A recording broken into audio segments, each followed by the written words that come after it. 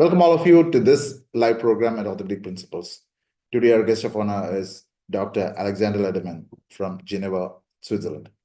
Dr. Lädermann is a private docent at the University of Geneva. He's also the founder of BMed and MedFocast and the president of the Foundation for Research and Teaching in Orthopedics and Sports Medicine, Trauma and Imaging, the FOR.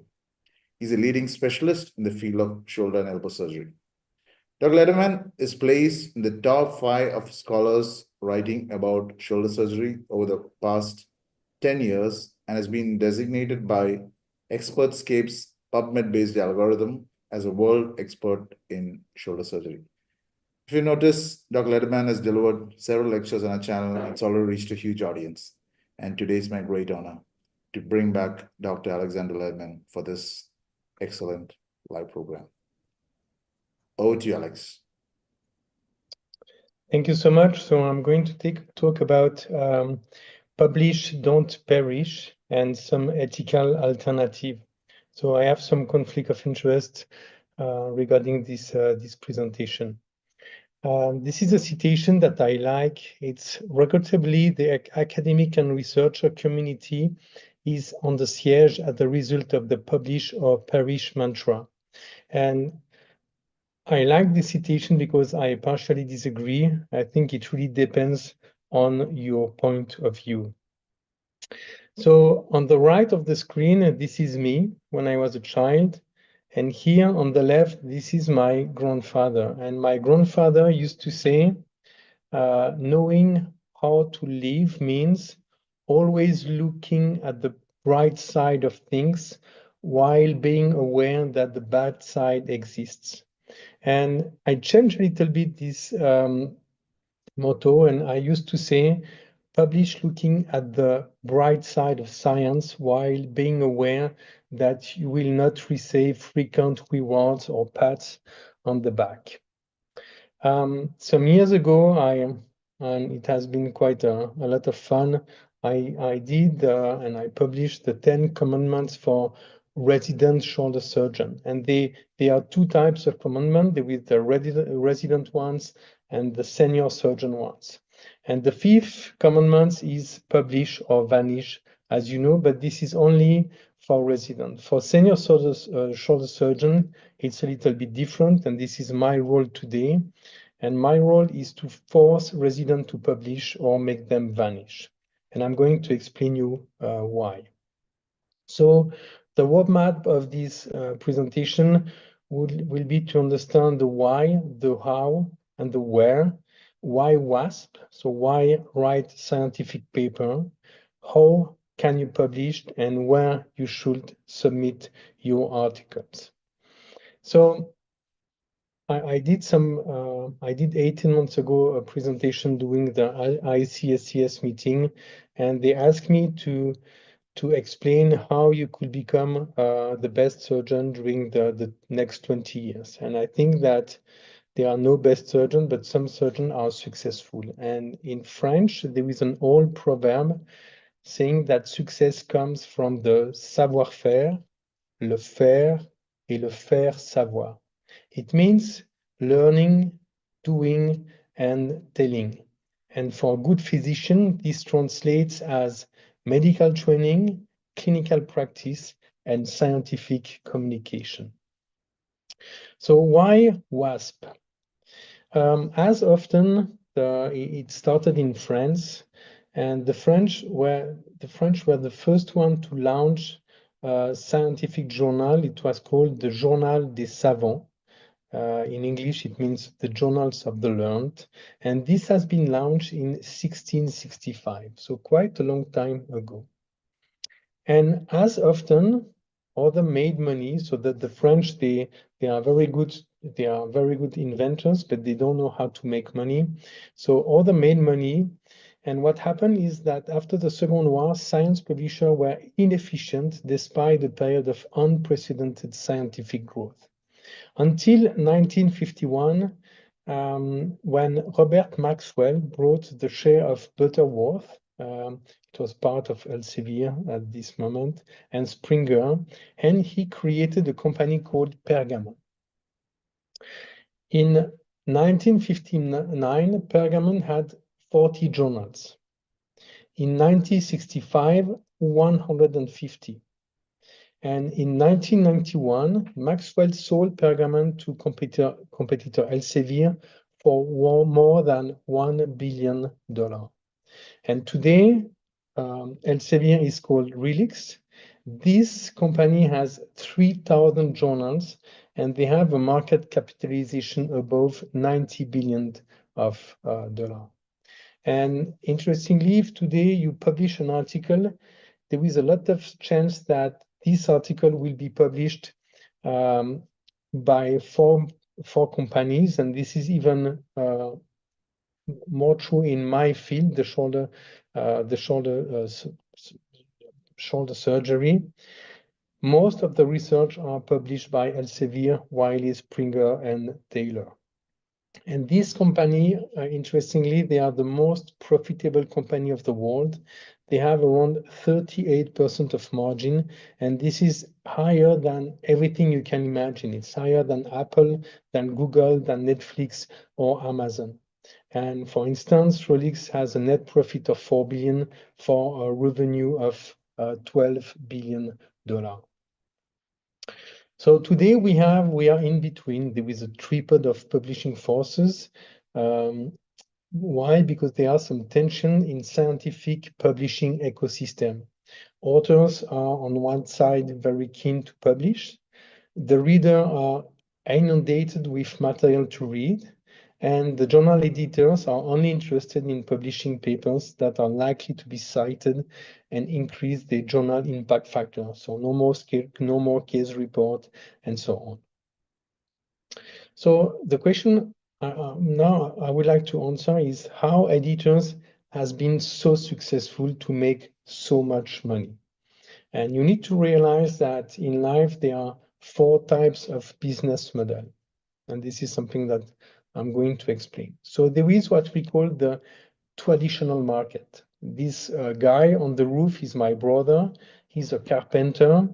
And this supplier is paid for the good that he provides. And he is part of a single pay system. So he just have the cake. Why? Because when he designed the plan of the house, of the roof, he's losing some money because time is money. Then he has to buy the wood.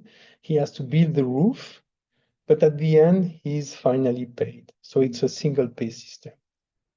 And then there is the university business model. It's a little bit more clever because the universities are already paid by governments to do research. But even if they are already paid, they still receive money from national funds to do research, even if the researchers are already paid. So it's called a double pay system. The problem of the university is that they have resource expenditure, and it's mainly due to the money that they spend on journals, because this has been, we observe since 1986 an unbelievable inflation, more than 500%. So the university business model, they have the cake and eat it too. It's called a double pay system because they are paid by government. They also receive grant from national funds, but at the end they have some resource expenditure. And then there is the unbelievable publisher business model. And what's happening is scientific creates work that has, as I said, largely funded by governments, and they give this work for publisher for free. And then they do the review because it's done by scientists on a voluntary basis. And then the publisher sell the product back to government that funded libraries who, in a collective sense, already created the product in the first place.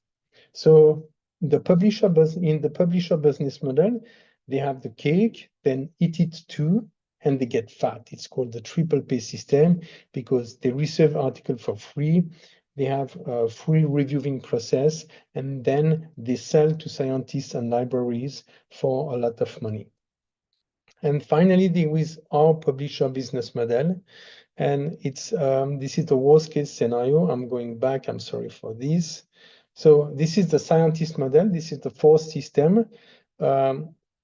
We lose money because when we write an article, it's time consuming and time is money. We have to pay for our IRB, for writing, for revision. We have to pay for illustration, for statistic, now even for submission or for publication fees called APC. And then we are losing everything because they take the IP and the copyright. So this is the scientist model. We don't have the cake. We are simply royally screwed with a lose money system. Time, IB, writing, illustration, APC, and I just remind you that now the APC from nature is above 10,000 euro, and we are losing the copyright. So when you understand this, you just ask yourself, so why? Why do you like me to publish if we are the butt of the joke? And it's probably because, as was saying Theodora Bloom, the biggest elephant in the room is how researchers are rewarded for the work they do. And for me, there are three very good reasons to publish. There are personal reasons, there are professional reasons, and also institutional ones. So personal reason, first of all, there is, I think, an altruistic feeling that maybe we can contribute to making stores of knowledge about world thought. Then there is also it's to satisfy the inquiring mind and also to have the approbation of your peers. And I think this is something that is important. For me, to write an article, this is the only way to learn by heart the literature and to develop a critical mind. And it's also to question surgical dogma, because from time to time, when I read things, I just say to myself, okay, this is not like this. We need to restore the truth. And then to write an article can also bring some fun, some happiness. I just give you some example, and I'm really proud of this one. I have been one of the first one to introduce on PubMed a key factor in life called the force. I did it in 2014 in an article from International Orthopedics. So I was really proud of this one. We have been talking about Kama Sutra and safe sexual position for rotator cuff protection.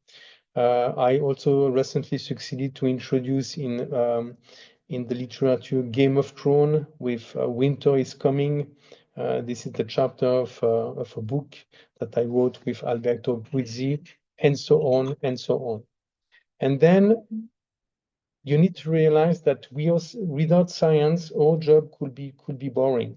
If I have a day and during this day I do 6 rotator cuff repair, it's always almost the same. If at the end of each surgery I cannot put the patient in a study and try to learn a little bit more, this will become boring, and I will simply go on Friday, like my colleagues, to play golf. And then it's also happiness with intense period of priapism every time that you go on PubMed and you see that you have an additional article that has been accepted. So this was for the personal reasons. And then there are the professional reasons. And it's also because it brings me something. I gain acknowledgement as an expert in my field, and consequently, I obtain some respect. And this is to enjoy the name and the fame. And it also helped me to renewal my certificate, because as I teach, for instance, every time I publish an article, my Swiss orthopedics recognize every submission as a continuous medical education, and I get 15 points for this. And for the patient, today we are doing a medical practice, and it's a knowledge-based profession. So patients are on PubMed, and to be on PubMed as well allows me to have more patients, because patients want to be managed by the most knowledgeable and up-to-date medical doctors. It also brings some respect from insurances, because if you publish, they are reluctant to bother you. And this is very important. Publishing bring you some power. because if you published, you will be invited to be part of board of international academic societies. So you will develop a scientific influence. Then people will ask you to review articles. So consequently, you can make sure that these are good articles, and you can also make sure that the authors cite your articles. And this is probably why I have such an high H index, because as soon as I review an article, I'll make sure that I am cited. And then it may allow you to become an editor of a journal, like the Journal of Clinical Medicine and the Hive. I'm going to talk it a little bit later. And then it provides you an income. So if you work with company, you may have grants, because the company will notice you. So they will ask you to work for them. And from this company, you will have grants. You may receive royalties, you will do consulting. It will also help you to obtain national funds, because clearly if you have a high number of publications, you will be more successful in application for research funding. And then people love to publish. So if they don't know how to publish, they will come to see you.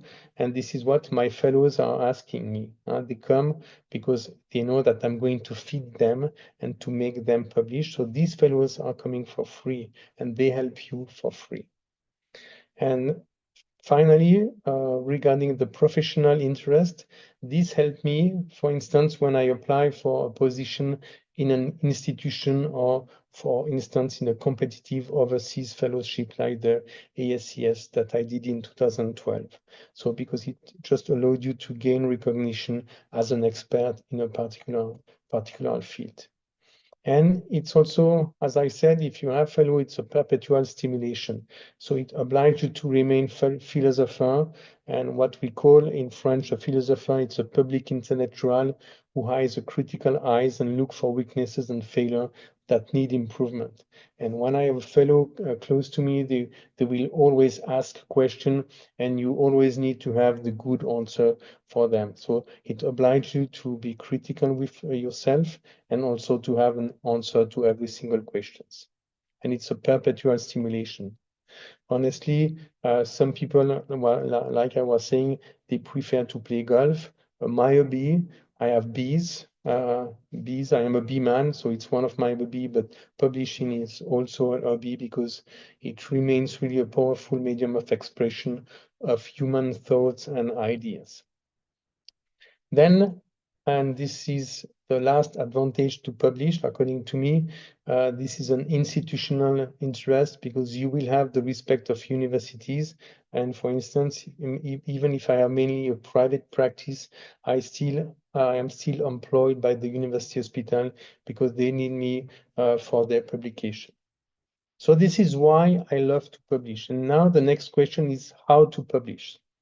So this is everything you need if you want to publish. You need to have data, and I call them carrots.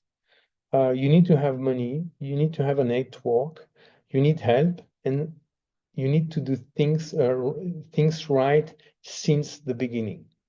So the data, my previous boss, Pierre Hoffmeyer, one day told me, Alex, every single patient that penetrates in your office must be part of a study. And since he told me this is for me a rule. So every patient sign an approval stating that they allowed me to collect their data and to use their data for research.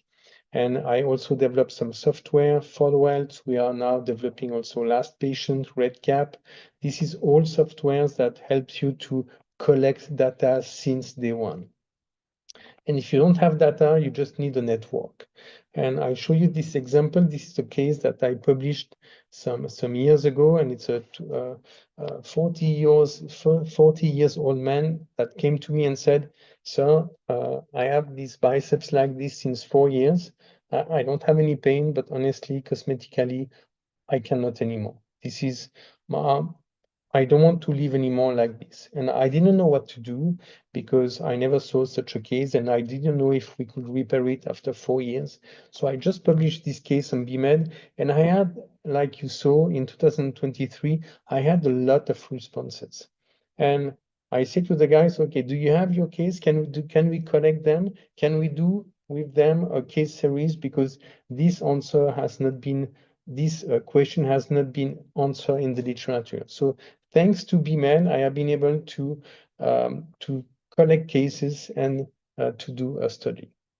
Then you need the carrots, the data, and data, they are just carrots, because with the same carrots, you can either do a blonde puree for babies, or you can do an exquisite dish for fit for a chef. And the only difference lies in presentation. So I always say to my fellow, you need to transform this puree into an exquisite dish worthy of a Parisian palace. Okay? Just think of a way to transform this data in something really interesting. Then you need to have money. And when I did the US Traveling Fellowship in 2012, I visited 12 centers and I was systematically asking the same question to the chief. I was saying, okay, sir, how did you succeed to build such a team and to do good science? And a lot of people were saying blah, blah, blah, blah, until I met Ken Yamaguchi in St. Louis, and Ken said to me, first, you build a strong team. They will operate a lot. It will bring money. And with this money, you do good research. And for me, it was so logical and so simple that since that day, I just stick to his philosophy. So I created a foundation. You talk about it, the foundation for, because today this is the only way to have support from, uh, for instance, company. If you don't have this, they will never give money to you for research. I also receive royalties from companies, and with these royalties, I don't go on holiday. I just spend these royalties for research. I receive from time to time grants, and you need to realize that if you are not part of university, it's going to be very difficult to obtain a grant. And my strength has been to keep very good relationship with the university hospital. So today I'm still at the university hospital, and I'm still at the university. That really helps me. And then there is the industry, and all the industry I'm working with, I'm saying the same thing. So it has to be a win-win situation. So if I implant your anchors, your stuff, you help me to do research. And my advice is not to be emotional with industry. What I do is I'm working with a lot of them. So I'm probably less rich than if I just would work with one, but I'm also less corrupted, more independent, and more free. Then the network. And this is something that I learned with Gilles Valche, because Gilles Valche was really clever and he created an unbelievable network. He created a brand, Boileau Valche, Valo Boilge, Valo, Boileau Valche, Valche Boileau, Boileau Valche. It was a brand. Why? Because they succeed to share the pain. They were working together and they were always putting everything together. And this is what I try to replicate. So today you will see always Lädermann Colin or Lädermann Donard or Lädermann Colin Donard. And I also try to recreate a brand, and I think it's really important. Another part of the network is the fellows. I had the best one. This is Austin Smith, and every single fellow bring me really something, and I'm still working with them, still doing research with them. Finally, you need to have some help, and thanks to my great institution, we have the help from medical writers, but also from statisticians, and they manage all those clinical study services, the IRB, and so on and so on. And the last point is to do right things since the beginning. As I am publishing, a lot of people are coming saying, hey, could you help me to publish this? And my first question is, do you have an ethical committee approval? And most of the time it's no. So if you want to publish things, do do things properly, ask for ethical committee approval. Then if it's a prospective study, register it to clinicaltrial.gov, and if possible, publish the methodology in Traians, because it will really helps you to have a high level of publication. And now, where should you publish? So the first problem in my field is the level of our publication is absolutely miserable. And this is why the highest impact factor in orthopedics is around 5. I'm not talking about the BGSM that is around 20, but most of the journals are below an impact factor of 5. That is really bad. Why? One of the reasons is because we believe mainly in level 4 studies. And one of the best scientists in my field of the last century and of the beginning of the century, he was really proud. I'm not going his name because he was one of my previous boss, but he was really proud to have done in his life only level 4 studies. Our studies are statistically not strong. We don't have a lot of patients. It's full of bias. We just review all the arthroscopic Latarjet publication, and on 30 articles, we found conflict of interest spin in 25%, in 25 articles on 30. They were spin, meaning that the conclusion of the study do not represent the result of the study. And this is why we have very bad impact factors. And I could give you a lot of example, but one of them is the superior capsular reconstruction. At the beginning, one good idea, some lies. And then what did they do? They did case series, and then so level 4, biomechanical study that doesn't mean anything. And they took it, and with these very poor data, they did a review that conclude that it was a great procedure. But it's based on nothing, because each time the superior capsular reconstruction has been compared to the gold standard, we obtain 0 differences. And we publish mainly in journals that are highly sponsorized by certain companies. And honestly, very often it only profits to companies and never to the patient. So I just would like to ask you one question. Today, do we want to go on like this? Because for instance, my university said to me that probably in 2025, they are not going to reimburse the APC anymore. For me, the APC per year represent 80,000 Swiss francs. So it's probably $100,000 of APC that I will have to pay on my pocket to publish and to make the publisher even richer. So just ask yourself this question: can we continue like this? And for me, it's clearly no. This is the end of the system, and I think it's time to leave the boat, because we are not going to continue to write for them, to publish for them, to review for them for free.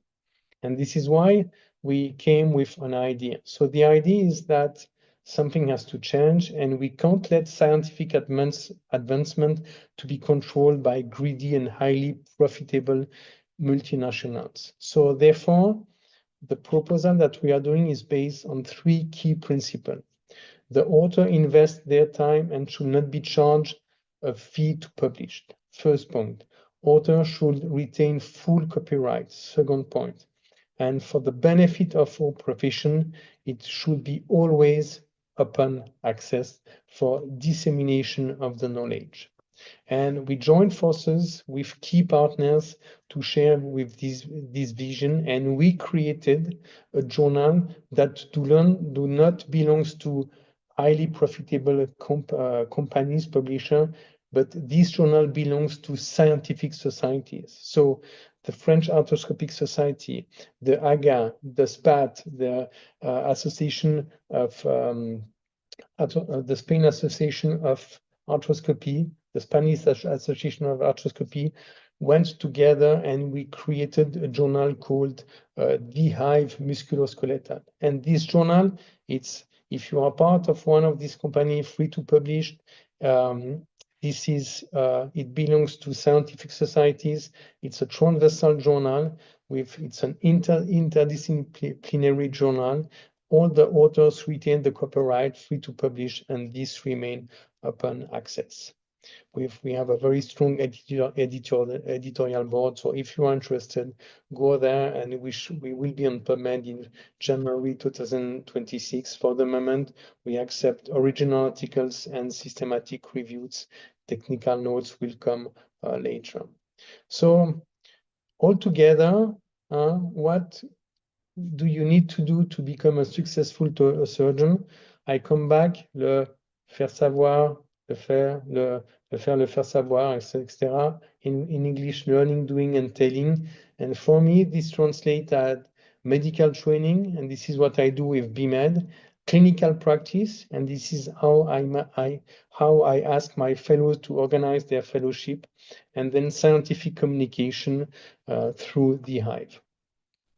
So let's make it a success, and thank you very much for your attention. Thank you, Alex. Alex, you can stop sharing. Yeah, thank you. Alex, thank you for your wonderful insight. And it's always a great pleasure to be with you. And before we start the questions, I would like to congratulate you for being one of the top 5 cited shoulder surgery authors. And let's go on with the Q&A. Thank you so much. Alex, see, you mentioned that a lot of these journals are not open access. They're not open access, right? And I think one of the things that societies can do is they need to, like we all pay for being a society member. They should provide access to more journals. For example, I'm paying around $300 per year to a society, but I have access only to 2 journals, right? All societies should step up, like how you brought together AGA, you brought the French Arthroscopy Society, you brought the Spanish, you brought the Portuguese. And I think with your contacts, I'm sure more and more of these societies would come together, and so that people can access these articles. Getting articles is also sometimes difficult.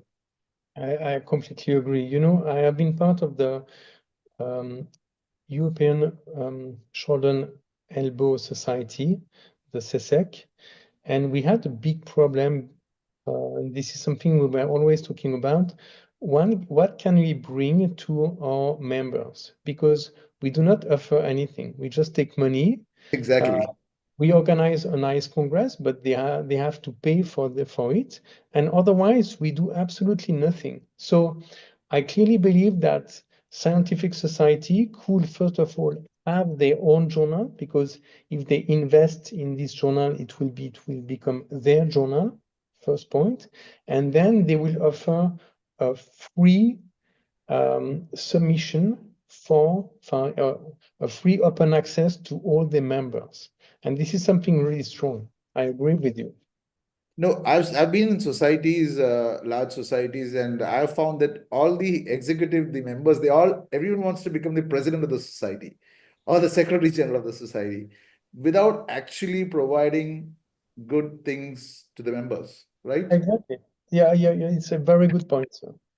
I have to be blunt because that's a fact. Yeah. And also, Alex, you mentioned that, I mean, I was just checking your PubMed numbers. I mean, it's huge, right? I think 202 or something published papers. Am I right? Or how many? 200 plus. Want me to check for you? No, it's okay. So, Alex, see, there's a very popular group of scientists. I mean, Watson and Crick. They're world famous for the discovery of the triple helix DNA, right? So, Watson and Crick had just very few papers, less than 10. Do you think the quality is the most important rather than the numbers? Because we all are in a hurry for the numbers, the H index, the citations, rather than focusing on, okay, just few papers, quality, and novel discovery. What do you think about it? That's an excellent point. So to answer your first question, 230 today. then when I talked to Ken Yamaguchi, when Ken Yamaguchi was starting a study, his goal was to publish, was this study to be published at least in the GBGS AM. That is quite difficult. And of course, it has to be a goal, but the problem is this is usually time-consuming studies, and the fellows, they are coming from time to time for 2 weeks, 2 months, 6 months. And you need to have both. So I have long-term prospective studies that are high-quality studies, and I would probably publish one of them in the JAMA during the next days. Or I have another one, scientific reports and so on. And then you need to have lower quality studies because you need to feed everybody. And I agree with you, this is a problem. I aim for quality. As I said, I'm trying to publish, to register all my studies in clinicaltrial.gov. I'm trying to register to publish the methodology in trials. And this allowed me to have a higher impact factor, but I need both. Thank you, Alex. Alex, we also joined by Loiy. Loiy Al-Khatib is an orthopedic sports surgeon based in Dubai. Loiy, welcome to the show, and your questions to Alex, please. Welcome, Loiy. Thanks. Hi, Dr. Lädermann. Thanks a lot for your great talk and for your transparency while that you showed during your talk. I think we met last year during the ASES meeting in San Antonio, and it's always a pleasure to talk to you and hear from you. So I do have maybe a few questions to you. So what strategies helped you to stay publishing while you have you're publishing consistently and you have a busy clinic? Because every single patient has data that I use for research. So all my patients in my waiting room are filling scores, and I have ongoing studies for every single pathology of the shoulder that I treat in my daily practice. So I have studies ongoing on frozen shoulder, rotator cuff, instability, and prosthesis. So you need data. And as soon as I update a database, for instance, it took me 1 year to update a rotator cuff database. I spent my holidays doing this, but as soon as it has been updated, we launched 8 studies with the new data. So it's exactly, you got data and a good team. So as you said, as you mentioned, build a strong team, and then from that you can go and do whatever you want. Yeah. So one of the questions that I keep asking, what's one common mistake you see young surgeons make when trying to publish? They don't have a clear idea. They don't ask themselves the right question. And this is interesting. Very often when I review an article, I don't see the hypothesis. So if you don't ask yourself a question, you won't have any answer. And yeah. Yeah, that's a great point. That's lead us to my third question. How do you decide which idea to go after it or just let it go? What do you think? Which ideas you think that, oh, we need to search about it, we need to go after it, or just no, it's not worth it? So I try to publish every idea. So I have a long list of study that are waiting for, they are waiting for me. I just need to have time to finish them or to collect the data. But every single idea that I have, or every single question that I ask myself, I will try to have an answer. And this is something that I learned with Gilles Valch. When I was at the University Hospital, we were doing study to do study, but we didn't have really a school. For instance, we were doing a study because a company put 80,000 in the foundation. So we were doing for them the study, but at the end of the study, even if the results show that we should change of antibiotics or antithrombotic medication, we didn't change because we were just doing study to do study, and there was no school. And with Gilles Valch, he was always doing a study because he was asking himself a question, and he wanted to answer this question to go on. And this was a true school. And today, this is what I try to replicate. You know, I try to answer question to go on and to try to improve my practice. So that's a good point, really good point. For me, I would go while reviewing other papers, and with a lot of questions still open, so we can take these questions, and from these questions will yield an idea, so we can start our research or questions too. But I think the main issues, the most important thing that you say, that we need to have a question just to find an answer for it. Yeah, exactly. Thanks a lot, Alex, and looking forward to see you again this year in San Diego. It was a pleasure to meet you. Thank you, Alex. Alex, I think that's all the Guys. questions that we have, and really look forward for more in future. Interestingly, I've hosted a couple of your friends as well. Patrick Dinner, you have done a program on remplissage. Best guy ever. Yeah. Okay. Thank you, Alex. Looking for more in future. Thank you. Thank you so